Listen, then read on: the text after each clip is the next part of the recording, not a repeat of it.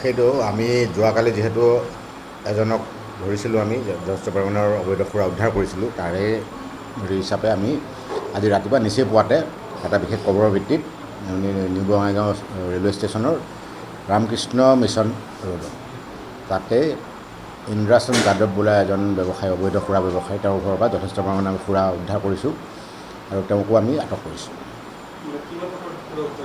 সেইটো প্ৰায় 3.5 লাখ 4 লাখ টকাৰ ভিতৰত।